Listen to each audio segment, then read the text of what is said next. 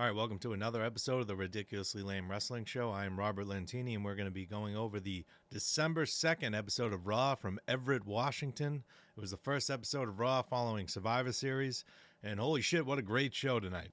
Just what a great follow-up to Survivor Series. A bunch of new storylines started, some returns, some surprises. Just a damn good show, and it kicked off with CM Punk. He helped the OG Bloodline defeat Solo Sikoa's version of the Bloodline in the men's War Games match at Survivor Series. Said he wasn't there to help Roman Reigns. He was there for Paul Heyman, but he did shake hands with Roman Reigns after the match. The social media numbers for that, the Roman Reigns and CM Punk's interactions at Survivor Series are off the charts, where Roman Reigns prevented Punk from getting into the match, leaving the shark cage at one point. It's just, whenever they go to that match, the interest is clearly there. I don't know when they can get to that. They're probably doing Roman Reigns and The Rock at WrestleMania. I'm going off on a total side tangent here. But whenever they can get to that match, everybody will be interested. It's just clearly evident by how many people watch those videos. Some 104 million views over the weekend. Something ridiculous.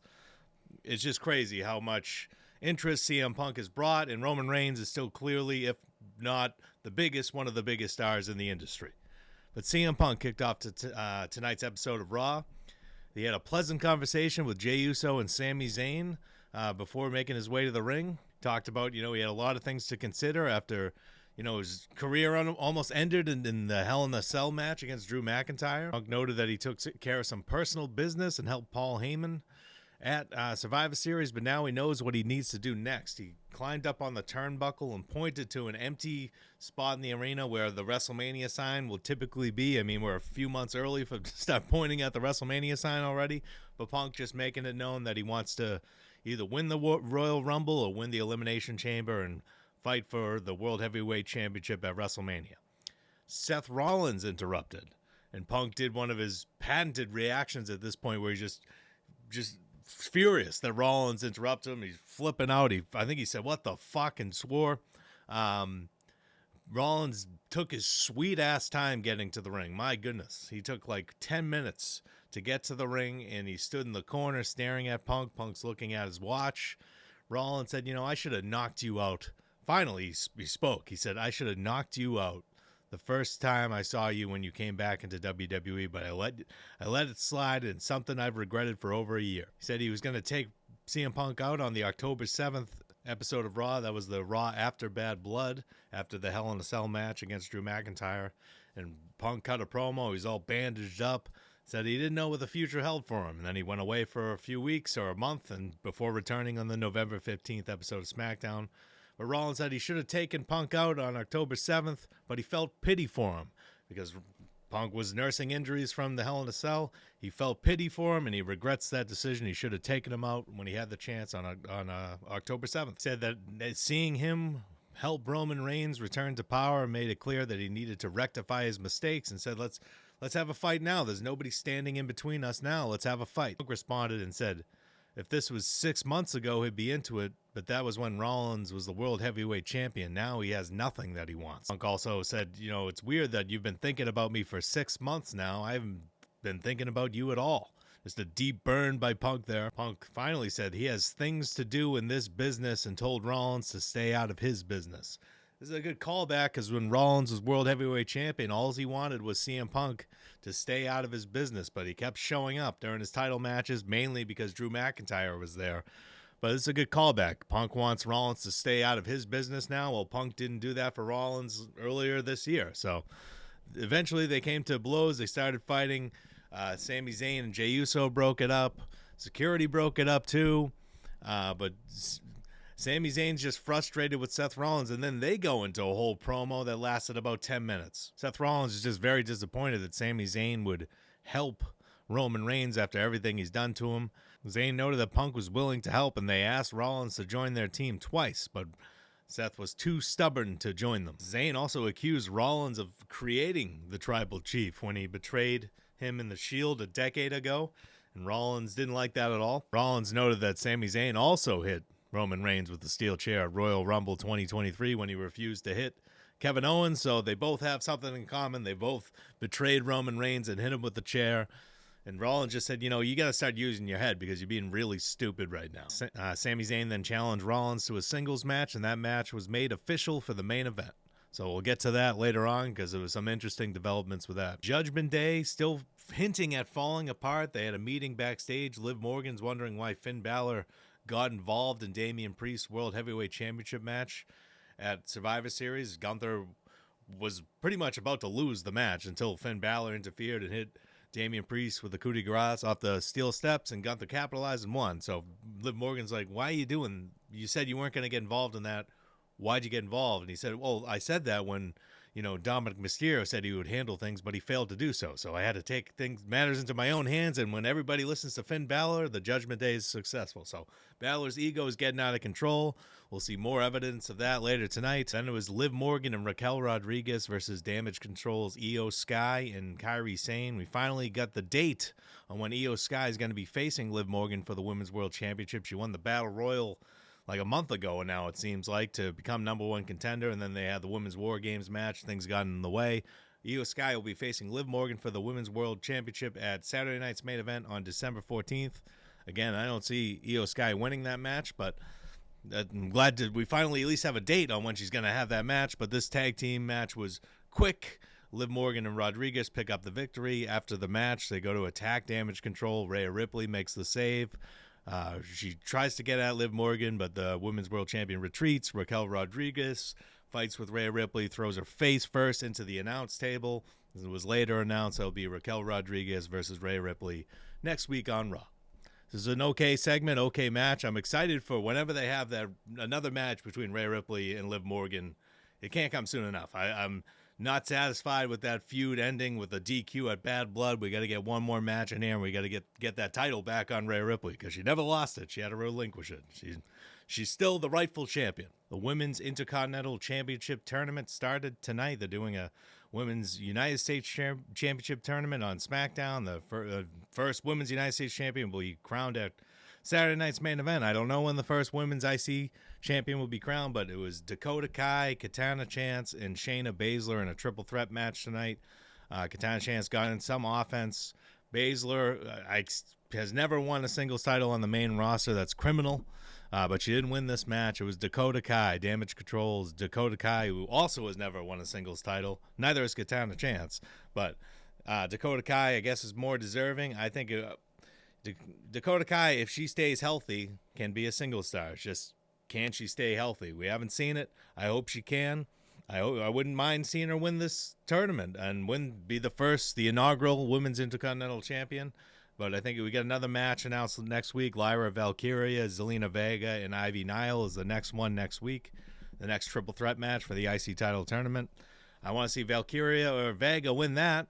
Zelina Vega, also a star that's been around for a long time that's never won a singles title. So hopefully they can make someone who's never won a title, make him into a star, make him into a mid-card champion. I like that idea a lot. Next up is my favorite part of the show, bar none, without question. Totally caught me off guard. Million different directions I had of this for this segment, and I did not consider what happened tonight. I don't know why it never popped in my head. But I really thoroughly love this segment. Even though I didn't get the result that I wanted, I'm happy with the direction of the New Day. They had their 10-year celebration. Adam Pearce set up the ring. They got balloons, bootios, all the pancakes, all that bullshit. The old tag team titles. They've, how many times have the New Day been tag team champions? 400, it feels like. But they come down to the ring, Kofi Kingston and Xavier Woods. They're all, they're playing to the crowd, somber. I thought there was going to be an attack tonight. There wasn't.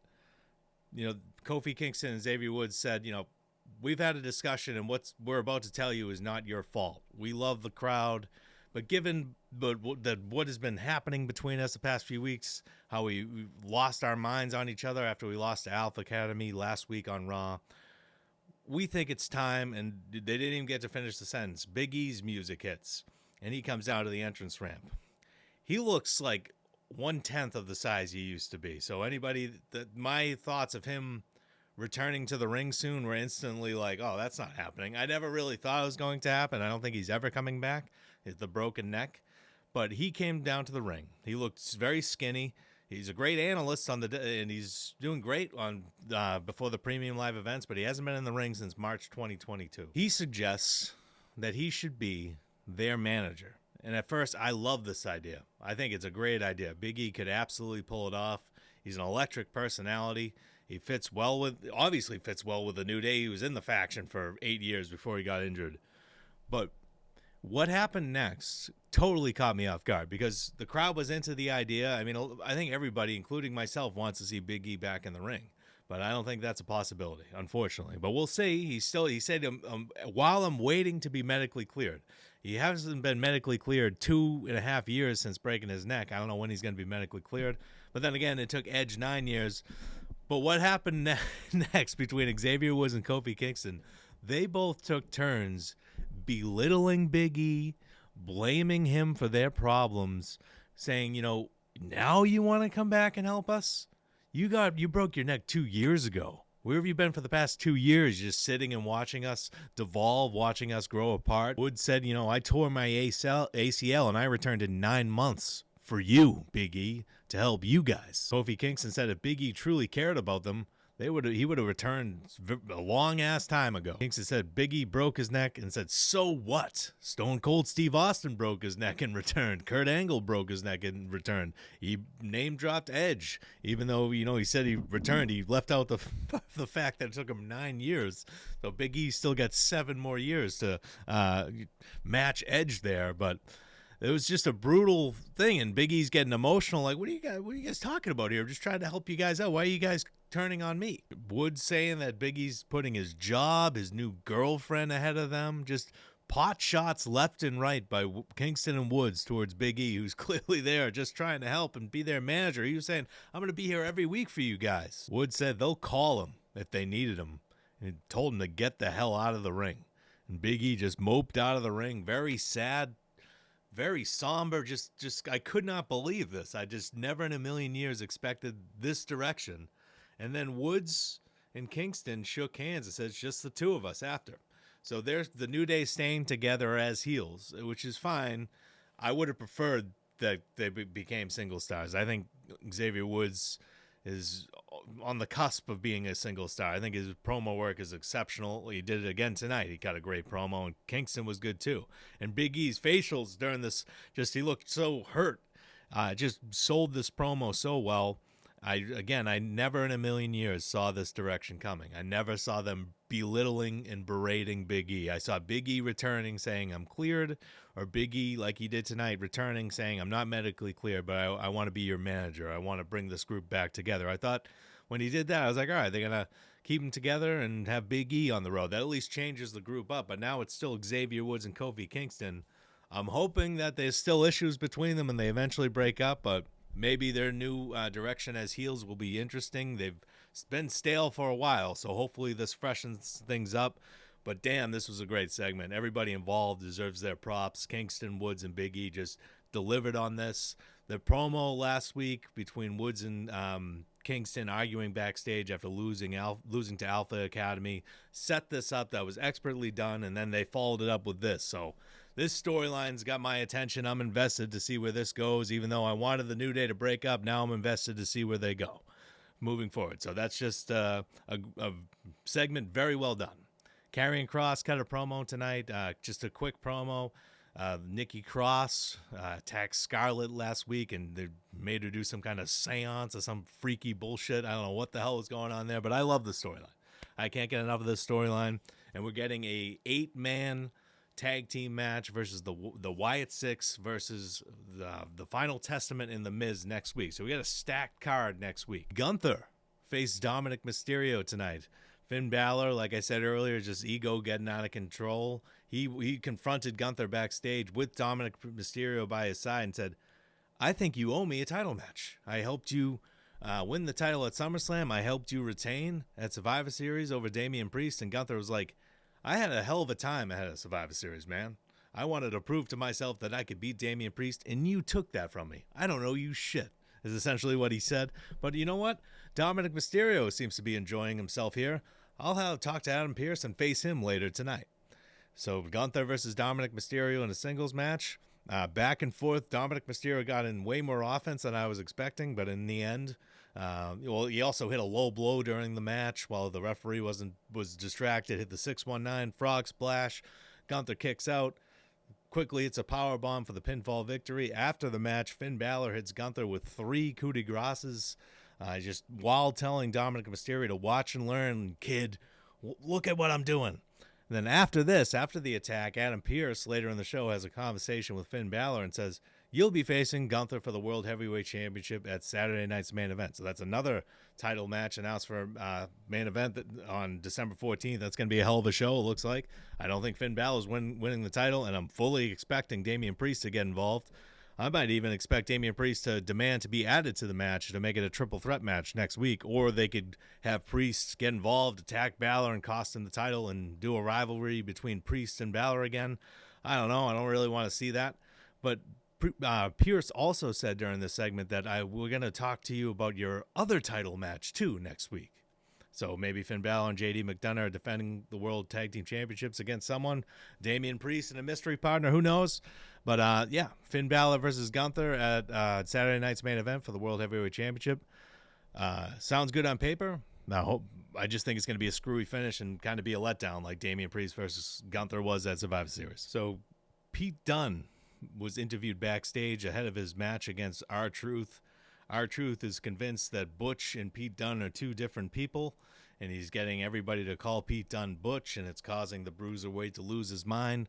He was, about to be asked about a question by Kathy Kelly. How do you feel about being called Butch? And he interrupted her and said, stop saying that. Stop calling me that. Tonight I'm going to beat the hell out of R-Truth. And then Adam Pearce and a bunch of security guards run by. The camera follows them. Jey Uso was attacked. We don't know by who. Sami Zayn shows up later. He says, I think it was Seth Rollins, and I'm going to the ring and beat his ass. That was before the main event. I'm jumping way ahead. But that's when Sami Zayn said that. But we found out, I believe, who actually attacked Jey Uso at the end of the show. But we'll get to that in a minute. We got to talk about Ludwig Kaiser here. Ludwig Kaiser and Bron Breakker have a conversation backstage. Breakker was going to be interviewed by Kathy Kelly. Kaiser immediately shows up. He just boasts about breaking Sheamus's rib. Apparently, the Celtic Warrior suffered a broken rib during the Intercontinental Championship Triple Threat match. Breakker, Kaiser, and Sheamus at Survivor Series. And Kaiser noted that Sheamus broke my rib a few months back. I beat him down with the shillelagh at Survivor Series and then cracked one of his ribs, so a rib for a rib. And said, if I didn't get pinned at Survivor Series, then I think I should be in line for a title match. Breakker, who's clearly just a fighting champion, just said, I love that idea. I knew you were going to try to pull something like this. You were impressive at Survivor Series, but I'm looking forward to beating you and seeing that look on your face, that knowing that you'll never hold the Intercontinental Championship. And Kaiser wants to bring the title back to the Imperium because Gunther held the title for 666 days. But Breakker said, Gunther's stock is falling. I'd think about getting out of his shadow even sooner than, expected. Just playing mind games with Kaiser, making him feel like Gunther's on the way down. He needs to get out of his shadow. Sign me up for a future Gunther versus Ludwig Kaiser for the World Heavyweight Championship if Gunther is going to have a lengthy title reign. I don't want to see Gunther lose the title anytime soon. I want to see him retain at WrestleMania. But the way they're booking him, I'm not sure if that's going to happen. He's weak right now. But finally, we get to the main event. Sami Zayn versus Seth Rollins. These guys are 2 of the best professional wrestlers in the world. They had a match that they could do in their sleep tonight. This wasn't anything special in terms of in the ring. I mean, it was just great, but it's not like they were going out of their way to make it great. It was just a match. We got a Blue Thunder Bomb by Sami Zayn. That didn't work out. And Sami Zayn, he's convinced that Seth Rollins was the one who attacked Jey Uso. He grabs a steel chair. He brings it into the ring. Rollins says, hey, what are you doing? And Sami Zayn, I know it was you who attacked Jey Uso. I know it was. And Seth Rollins is like, what the hell are you talking about? Have you considered CM Punk? Did you ask if CM Punk did that? He called him a snake earlier in the night, so maybe it was CM Punk. Rollins said, maybe it wasn't Punk, but I know for sure it wasn't me. I would never do that. Use your head, man. I wouldn't do things like that. Zayn, he's thinking about it for a minute and then decides to throw the steel chair out of the ring. And then turns around and Rollins immediately rolls him up for the pinfall victory. After the match, Rollins again says to Zayn, I love your heart, man, but you got to start using your head. Basically saying that it wasn't me who attacked Jey Uso again. he leaves the ring. I think that's the end of the show. Sami Zayn's despondent in the ring. He doesn't know who attacked Jey Uso. Apparently, Jey Uso can't speak. I don't know why he was shown just holding his head. He could just say, it must have been from behind. He's despondent. He doesn't know who attacked Jey Uso. I think Raw's going off the air. Rollins is posing on the entrance ramp, and all of a sudden, a hooded figure hits a running kick out of nowhere, and Joe Tessitore goes, "Oh, that was a Claymore." So it was Drew McIntyre. He pulls the hood back, reveals it to be Drew McIntyre. We haven't seen him since he lost to CM Punk at Bad Blood, the Hell in a Cell match. He's still a heel, clearly, and he's targeting, I think, Jey Uso and the Bloodline. In the OG bloodline. Maybe he's going after Sami Zayn. Maybe we're gonna get a Reigns and Drew McIntyre feud soon. Who knows what's going on? But I think it was Drew McIntyre who attacked Jey Uso. We don't know that for sure. Could have still have been Seth Rollins, but Drew McIntyre's back. He's going after the OG bloodline. It seems we've missed Drew McIntyre. He was on one of the best, probably the best run of his career, even with the WWE Championship reigns included, with his rivalry with CM Punk and his heel work. So no need for him to be a babyface anytime soon again. I'm excited to see what direction they have for McIntyre following his rivalry with Punk. Excited to see if Punk and Rollins are going to have a match soon. What's next for Punk? Rollins is rumored to continue his feud with Bronson Reed, but I think Reed, he broke both of his ankles basically going for a tsunami splash at War Games, so he's going to be out for a bit. So it looks like we're getting Rollins and Punk next, or somehow, some way, someone's going to stand up in front of Rollins before Punk. Who knows? But all I know is that this show was great. This was a hell of a way to follow up Survivor Series, and a great way to get a few more matches on Saturday night's main event, which looks like a hell of a show to me. So that's it for this review. Thank you so much for watching, and if you guys have not subscribed, please do so, and we'll see you guys on the Dynamite review this Wednesday.